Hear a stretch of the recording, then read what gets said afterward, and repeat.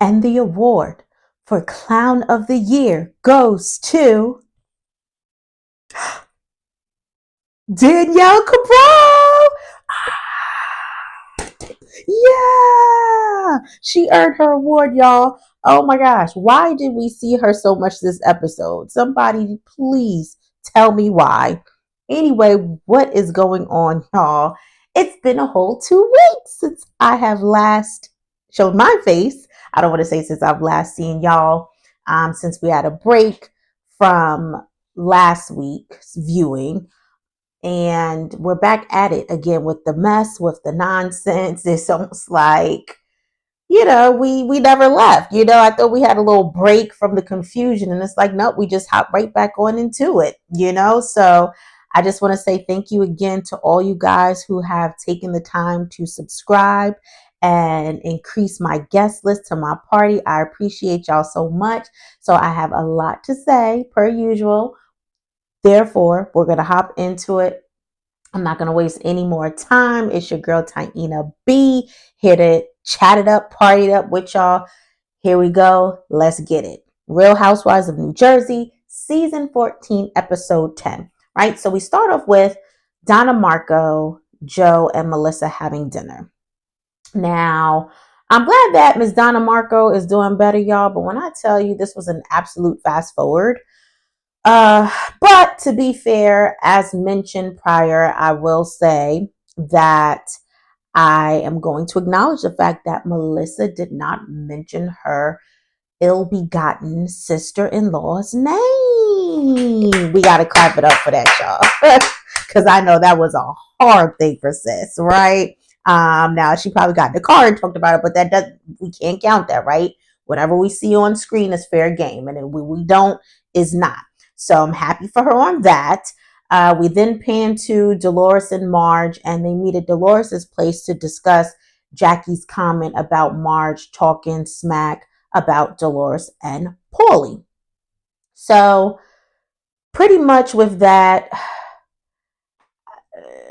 Marge says that, well, even before then, because she did kind of give us another just kind of quick overview as it relates to just the emotional scare that they're having to go through with Joe and his possible diagnosis. So again, prayers going all the way up for Joe. I hope that by now he's doing okay, that it's a clean bill of health, all those good things.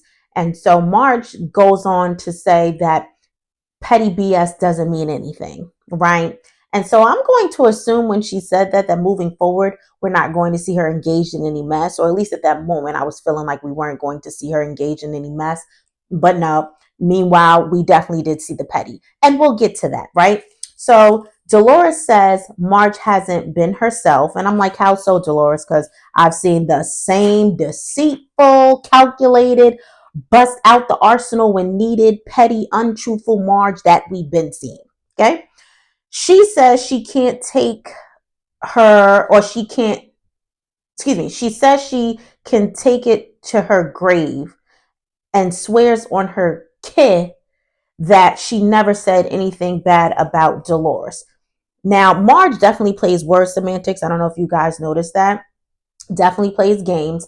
And notice how she didn't completely finish the word kids, right? Because you got to watch stuff like that with Marge.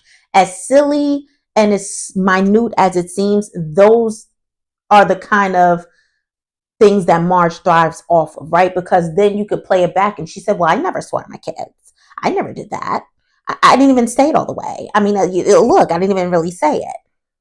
She didn't say it, and I just don't trust her. She never said the whole word in her statement. And again, I know some of y'all gonna be like, okay, girl, that's reaching a bit much, but it's not. When you know how somebody like Marge operates, you have to pay attention even to the little things, right? And so I will say that for that reason, it just Marge saying that, she, swears on her kid, that doesn't mean anything to me when it comes from someone like her. I do think this was very telling though. So they play back last year's reunion, right? And there's an IG post of some food that's indicative of Dolores being out with Teresa after everything went down at that reunion. I'm sure y'all remember all that. So Marge says to Dolores the only reason she knows that Dolores went out with Teresa and Louis, Paulie was there as well, is because Paulie loves them. Okay? So catch that, y'all, is because Paulie loves them. Wouldn't first and foremost the reason that Dolores would be out with Teresa and Louis is because Dolores loves Teresa, because they've been good friends for so long and known each other for so long. And I also noticed how even with that, Dolores didn't correct Marge. Did y'all pick up on that too? Let me know in the comments, because I was like, wait, hold up. Dolores kind of sat back on that one. And anyone, a reasonable person would be like, well, I mean, that's my best friend, or, that's my good friend, or, I hate that things went the way that they did with you and her, but, I just decided to go out with her because I wanted to make sure my friend was good. But I also called you that night to make sure, like, there was none of that. Dolores just sat there looking crazy. So Dolores says it's not true because Marge was like, oh, Paulie just, loves them more, likes them more. And Marge, you know, pretty much apparently has stopped answering her phone and taking Dolores's phone calls. And I'm like, why? Why, Dolores? Did you ever think about why? It's because you didn't fall in line with the takedown. Okay, we've already talked about that, so I won't beat a dead horse. That's why Marge fell back for a while, because you again were still staying over to the dark side and not making moves with the rest of them like you apparently, I guess, was expected to. And I don't know why Margaret would have expected that, because it's like, again, Margaret, they were friends before they even knew you, before you even came around. But you're territorial, and we've already talked about that before too, so nothing surprising. So Dolores asks, is that all you said about Paulie? Is that all you said about Paul? And Marge says, well, maybe I said one other thing. So she says, if Dolores was still with David, they wouldn't have gone out to dinner. And I'm like, okay, so apparently Dolores scrunches her face up like she really doesn't like that. I don't really see what the big deal was about that statement. But I will say, here goes Margaret with the lies, right? Because all that ish Margaret knows about people, and how she talks about people. They even did a flashback, and even Dolores in her confessional was like, Marge talks a lot of ish about people, right? And so it's like, okay, even with that being admitted, you mean to tell me that that's all that Marge said about Dolores and Paulie? Lies. Okay, so she never talked about him not divorcing his wife sooner. Lies. She never talked about Dolores being foolish enough to stick around and wait for a ring when she should be out. Lies. Okay? So we could never envision Marge being like, I love Dolores, but she's not the brightest. Lies. Come on now. Y'all know Margaret has talked smack about Dolores and Paulie on a much deeper level than what she's giving. But if Dolores wants to sit up there and believe that because Marge has been a good friend, then Dolores, you go right on ahead. Okay? Again, I'm believing what the people saying, that you dumb. Like, you don't be using those brain cells, Dolores. And I'm really shocked. I'm telling you, this whole season has really brought some things to light for me. And it's pretty scary, So even with that, when it even comes to the friendship, what's the old saying, you guys? If you're going to sit up here and talk about everybody else to me, then what makes me think that you're not going to talk about me to everybody else? Like, come on, let's get a clue. All right. Anywho's, so I'm like, she's talked about everybody except for Dolores. Okay, girl. Anyway, so Dolores says, if okay, whatever, Margaret talks a lot of ish. And I'm like, exactly, Dolores. So then what's the point of this conversation, right? Well, what are we doing here? Anyway, so that ends that. We pan over to Danielle and her husband at their home. Not a whole lot to say about that, but two things to pull. She tells her husband that Teresa came to the charity event and defended Jen. And I'm like, okay, well, guess what, Toots? At the same time, Jen felt like Teresa was defending you when Teresa sat up in her home and told her that she was going to go to your event, the Bougie Kids joint, to support you. Okay, so y'all are even. While you sitting up here talking about nobody ever has your back, that's not true. So she did have your back because she showed up for you. So she says Teresa didn't defend you or didn't defend her and say that she's a good person. So in other words, she's like, well, Teresa didn't defend me. She should have said, you know what, Danielle, you're a good person. I'm like, yeah, Danielle, she didn't say that because you're not a good person. Wake up. And so she said that at Melissa's fashion show, she wasn't going to say anything to Jennifer Aiden, right? She wasn't going to say anything to her. She wasn't going to say anything bad about her. And she didn't. Not at the fashion show, but I wish she definitely would have kept that same energy at Teresa's event. But we'll get to that clearly, right? So she says that Jen's the devil. And I said, okay, well, Danielle, if Jen's the devil, then you're the spawn of the devil, right? And you must have been possessed that night at Teresa's party because you definitely acted a fool, a demonic fool. Okay. So she asked Nate if he's reached out to her dad about attending her daughter's kids' bop, shoot. And we pan over to the producers asking her in the confessional why she doesn't reach out herself, to which she says, she's too weak to do it. And I'm thinking, meanwhile, you're not too weak to be all up in people's faces, calling them dirt bags and giving this dude aggressive energy, right? Pull from that place and use that to call your dad, to dial the numbers and call your dad. Like, I'll be fair though. Okay, I'll be fair just a little bit and say, obviously, his dynamic is different because it is her dad. But it just kills me sometimes how people will just be so, bold about one thing, but then a timid little lamb with other things. So we now go to Danielle showing up in Melissa's fashion show, looking terrible in that dress, which I did not like. I felt like the dress looked super cheap, and those shoes that Danielle had on with the dress were all wrong. I just, no. Okay, no, no, no. And not for nothing, sidebar with that, Melissa's outfit that she had on even looked cheap to me. I'm sorry, y'all. Apparently, I can foresee people disagreeing with that too. If you really look at the stitching, it just looks like a 5-year-old had sewn it together. Like the craftsmanship of it was poor to me.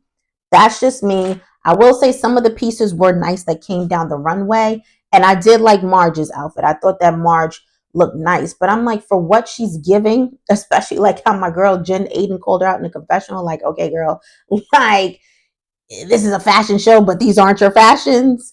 Um, it's like her stuff is so pricey. Have y'all been online? Like, it's been a minute since I've gone online, but when I checked, I was just like, why does this cost that much? And now seeing it in person, I would never. I would never. I'm telling you, I know those, like, well, no, because we were all different, right? Because I was gonna say, I know people just only go to her store to see her, or obviously if you're a fan, you're probably going to call yourself supporting, and that's cool. That's totally cool. I get that. But if we really got to call a thing, I'm like, I really want to see that bill. I really want to see those reports and those stats where allegedly the revenue is really coming in, because I just don't see how. Y'all, I really don't, aside from it being her and, like I said, people just wanting to say, oh, I bought a piece from Envy. But are you buying good pieces? Are you buying pieces worth talking about? I guess that's up for debate, right? So, anyways, even with Marge looking nice, let me go back to that. I'm real tired, y'all, of that little Tweety Bird ponytail that she keeps slicking to the back of her head. Like, who told her that was a good look? I'm trying to figure out if we were better off with her wearing them two little pigtails she used to wear when she was first introduced to us. What's y'all choice? This little Tweety Bird situation that she wears now, where her ponytail's about that long, or, them two pigtails. Because I'm like, at the end of the day, Marge, just throw a piece on there. Throw a ponytail on there. We didn't see you throw all types of bad stuff on top of your head, especially when y'all went on vacation looking a disheveled mess. I'd rather you do that than have this little Tweety Bird thing. Not that important, but still something that I noticed. Sorry, y'all. Anyway, so Jackie pretty much approaches Marge because Marge was sitting there initially talking to Jen Fessler and someone else. I think maybe Danielle and Rachel were sitting there at the time as well. And she gonna have the nerve to tell Jen Fessler that she would never assassinate Jackie's character. And I'm like, what? What? I'm sorry, come again? Has the liquor gone to your head already, Marge? The lies you tell. First of all, you are the character assassinator of many. Let's start there. But even particularly, Jackie, we watched you do it this whole season so far. Like, what are you saying here? Right? And I'm like, let's go ahead and hit the go button on that lie detector test, Marge, okay? Because that's all you do to people. And so Jackie gives us a fresh example when she says, "You called me a pathetic loser and a fame whore." Now, keep in mind, this is Marge's friend, y'all, right? This is how she does her friends. This is how she describes her friends. Marge says, "Well, that's after you told me you were so much smarter and better than me," which Jackie did, right? And they roll the tape back, but clearly you can see that was a response to whatever it was that Marge had said to her before she said that. Because Jackie even said, "So don't play your mind games with me," or whatever. So it's like that was a reactive statement when she was telling Marge that, don't, you're not smarter than me, so pretty much don't play in my face. And who wouldn't have said that? What I'm saying? When someone's just really trying to play you for a fool. And I'm like, it's interesting how Marge has selective memory, right? And also, don't you love how people always enjoy telling stories from the middle and they don't like to start from the beginning? No, Marge, let's start from the beginning again and get to why this all started. Because I guarantee you it was you. Okay. And I will give Margaret a little credit for ending it, the whole back and forth, because she said, we're not going to do the tit for tat. Thank you. I wish they would do stuff like this more as grown women. They don't, but we'll take it whenever we can get it. So now we pan over quickly to Frank talking to the guys, and he shares that Lolly passed away. Sucks to definitely hear, which then ended up interfering with his proposal to Brittany. He's pretty much saying, he's going to have to work that out again and figure everything out. So let's bring things back to the petty of it all. As I said a few minutes ago, when when Margaret was talking to Dolores and claiming that, the petty BS doesn't matter, because Marge then asked Jackie if she got her clothes from Envy. Okay, so here's the setup right there. And I'm gonna break this down in a minute. Marge makes it a point to say her, Rachel, and Danielle received their clothes from Melissa from Envy. Now catch this, right? So even before that, let's start from the beginning. First of all, Marge and Melissa are close, right? And Marge is super nosy. So I can definitely see Marge calling Melissa like, "Hey, honey. So, really? So you're sending clothes out to the girls? Well, which girls are you sending the clothes to? Who you're sending? Are you sending it to Jackie? Come on." So they didn't have that conversation. They did. Okay. So you already knew who the lineup was for receiving the clothes and who got the clothes and who did it, but you wanted to play coy like you didn't know, whatever. You already knew the answer. But did y'all catch though? And even if you didn't, I'm gonna need y'all to go back and replay and watch this because it's important. And it just goes to show how trifling Marge really is. And that telling her that her and the other girls got their clothes from Envy was a dig. Because she asked Jackie, right, if she got her clothes from Envy. Then she turns to the girls and says, "Well, we got our clothes from Envy. Melissa gave us our clothes." As soon as she makes that statement, y'all, she winks her eye at the girls before she turns back over to Jackie.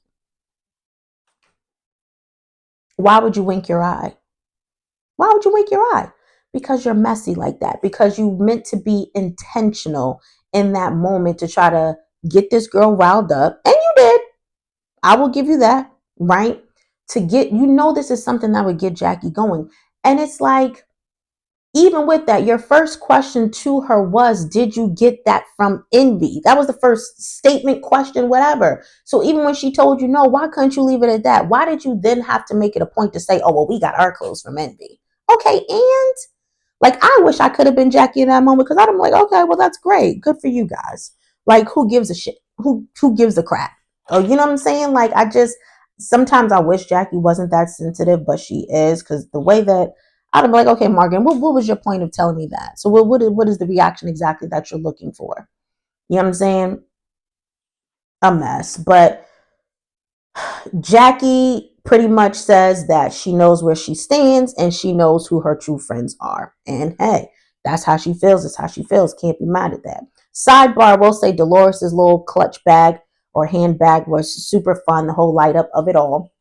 And so now getting back into it, Jackie shares the envy convo that she just had with Marge to Jennifer Aiden, Jen Fessler, Dolores. And Dolores clarifies that Melissa didn't send her anything either because she didn't want to push it on her. And so I'm like, in this moment, the issue is not even Melissa, right? The issue is Marge being messy, okay? Because, like Dolores implied, Jackie can be sensitive. She can be, and we know this, but she's not being sensitive in this instance because she even said, then why did Marge have to say it like that? And I'm with Jackie. See, Dolores wasn't there for that. And knowing Dolores, and her not really being up to speed most times like she should, she would have missed it anyway. You can tell that Marge was trying to be calculated with it, you know? So it's like it didn't have to be a thing. That irritates me. I don't know if y'all ever go through that, but I've definitely been through that with people. It's like where you can call a thing, and just because they don't see it, they think that you're being too much or you're over analyzing or being overly dramatic and all this other stuff. And it's like, no, I can't help that you don't see what I see. I can't help that I'm in tune. I can't help that I have a spirit of discernment. I can't help that I know what's going on around me. Like, I'm sorry that you're not up to speed like I am, right? I just see what it is. You know, some people might out there call it their third eye, whatever. The point is, everybody's not on their toes like some others. And it's like you get faulted for being somebody that pays attention. That's woke, as we like to say. That's a woke individual. And, you know, I just think it's one of these instances. Jackie knew what time it was because she picked up on it. She picked up on what Margaret was putting down. Rightfully so.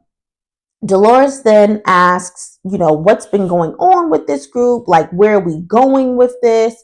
And that's what we've all been waiting for. And we're just watching everything continue to fall apart, but and however.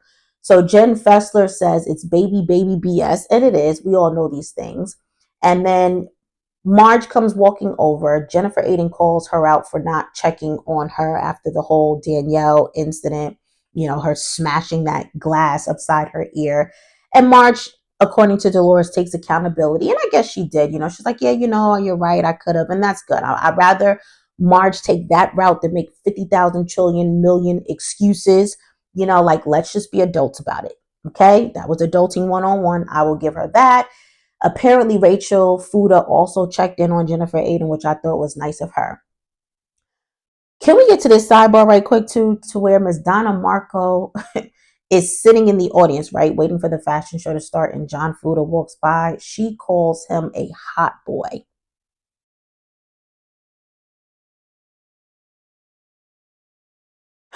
Remember earlier when Melissa, Joe, and Miss Donna went to have dinner, and Melissa pretty much was saying, you know, that her mom is getting older and she thinks her mom is like, you know, has some things going on. I want to say one of them she mentioned was maybe her mom losing her memory. I said, is your mom losing her eyesight as well? Because hot boy, John Fuda.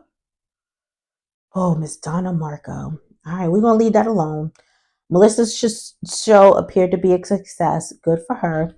And so now we're with Danielle again, and we're at the Kids Bop photo shoot. And the only great part of this scene pretty much was the kids boppity bopping. Okay. That was adorable. Love the setup, love the concept. That was the highlight, right? Definitely want to scoot past that whole rest of the scene prior. But before that, we'll touch upon the fact, because I noticed something and I want to see if y'all noticed it too. We saw yet another display of Danielle's character, right? Because she wants to know, now she's having a conversation with her husband, and she wants to know if her husband spoke to her dad because she's trying to figure out why her dad didn't show up, right?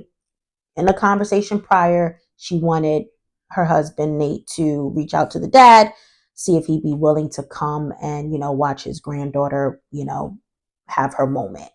So Nate says to her that her stepmom had eyelid surgery. Listen to me, y'all. Her stepmom had eyelid surgery, And then she had complications and had to go back to the doctor, right?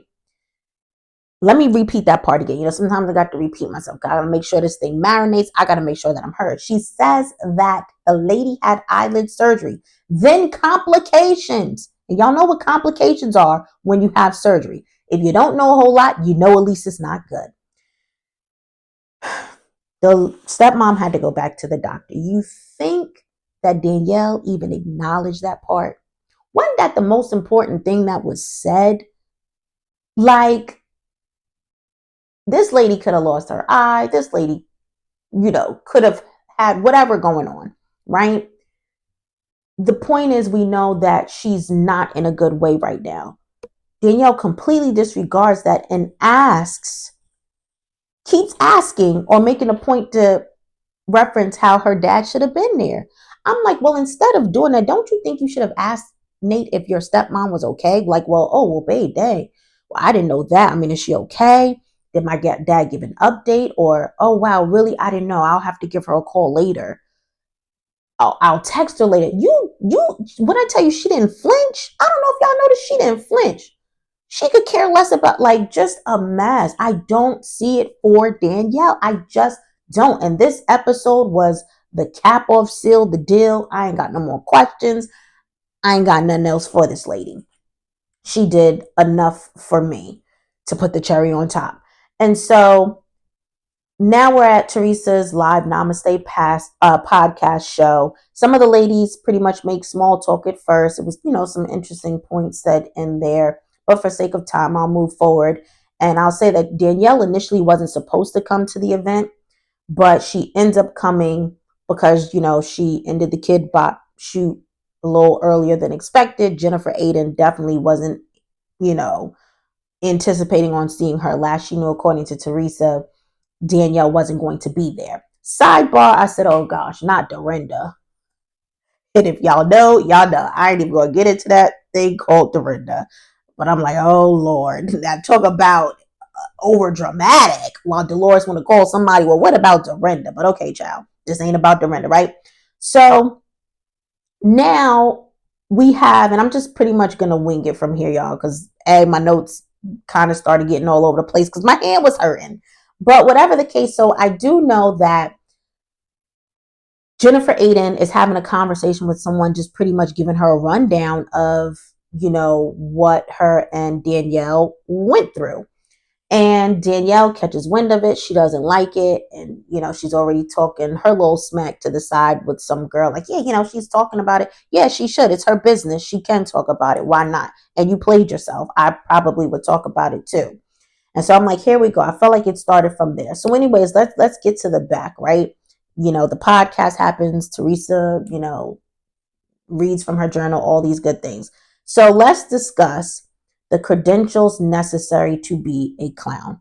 Okay. Let's discuss why Danielle has been awarded this, this classification, right?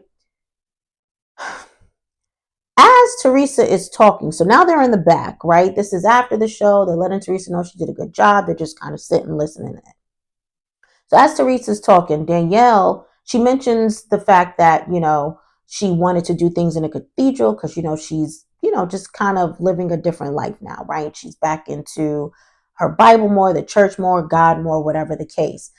And so that's why the setting was in the cathedral. Danielle, this nut, says, well, I'm shocked because Jennifer Aiden, I want to say Jennifer Aiden said something or another, or maybe not.